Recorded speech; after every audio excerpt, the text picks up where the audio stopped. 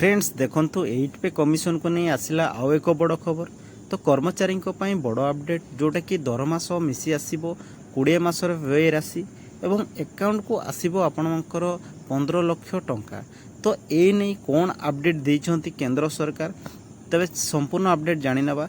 Channel रे नुआ करी विजिट करथिले चैनल को लाइक करदेवे एवं वीडियोटी भल लगी चैनल को सब्सक्राइब करदेवे एवं एभली भाव सर्वप्रथम नोटिफिकेशन पाइबा। तेबे चलंतु संपूर्ण अपडेट जानी नवा। तो फ्रेंड्स केंद्र सरकार कर्मचारी मध्य अष्टम वेतन कमिशन विषय आलोचना एवं जोरदार धरी। लक्ष लक्ष कर्मचारी एवं पेंशनभोगी यार जोटा कार्यकारिता को उत्साहर सहित अपेक्षा करिसेंती। अष्टम वेतन कमिशन जोटा कि जनवरी 1 2026 रे कार्यकारी होइथिला। अवसर प्राप्ति विचारपति रंजना प्रकाश देसाई अध्यक्षतार एक कमिटी वर्तमान परामर्श ग्रहण करिसेंती। 2026 शेष किंबा 2027 सुधा यही विषय निष्पत्ति नियाजिबो बोली आशा करा जाउछि। तापरे ही केते दरमा एवं केते पेंशन वृद्धि हेबो ताहा स्थिर करा जिवो। यह विश्वास करा जाय जे जदि अष्टम वेतन कमिशन जनवरी 1 रो लागू हेबार कथा किंतु यार कार्यकारिता 20 मास पर्यंत विलंब हुए, तेबे सरकार समग्र 20 मासर व्यय को राशि को जोड़ी यार परिमाण प्रतिशोध करेंगे। इकोनॉमिक टाइम्स एही रिपोर्ट अनुजाई केंद्र सरकार कर्मचारी 20 मास व्यय जोटा कि 3.6 लाख रु 1.5 लाख पर्यंत हेबो, जहाँ सेमानंकर मूल राशि दरमा उपरे निर्भर करिवो। देखंतु फिडमेट फैक्टर द्वारा जिनस गुड़िक निष्पत्ति नियाजिवो।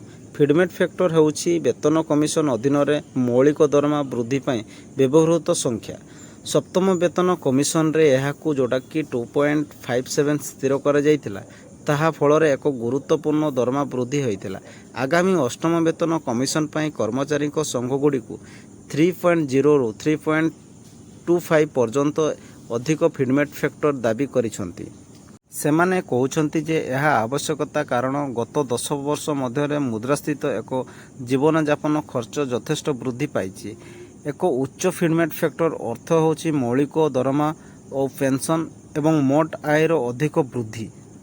देखंतु एथिरे को माने लाभवान हेबे। निम्न एवं मध्य जोटा कि दरमा पाउथबा कर्मचारी माने सबुठारु अधिक लाभ पाइबार संभावना अछि। उदाहरण स्वरूप जदि जड़े स्तर 1 कर्मचारी मूल दरमा 18,000 टंका हुए, तेबे गुणन उपरे निर्भर करी यार प्राय 36,000 टंका रु 46,260 टंका पर्यंत वृद्धि पाइपारे।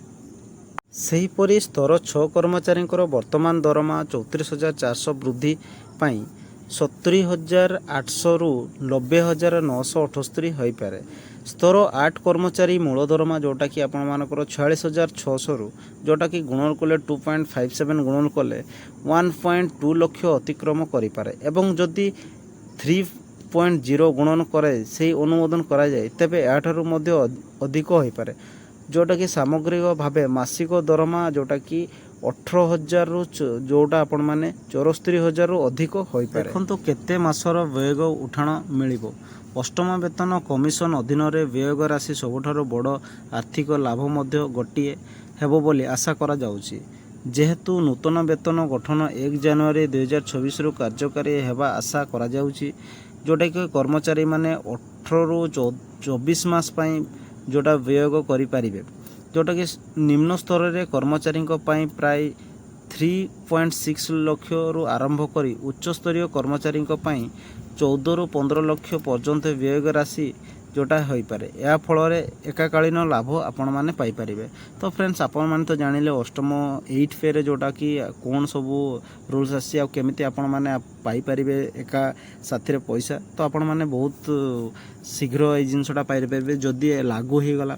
तो फ्रेंड्स इनफॉरमेशन रे जदि आपण मानको भलो लागि थाए चैनल को लाइक कर देबे एवं सब्सक्राइब कर देबे एभली भाबे सर्वप्रथमे नोटिफिकेशन पाइबा पई।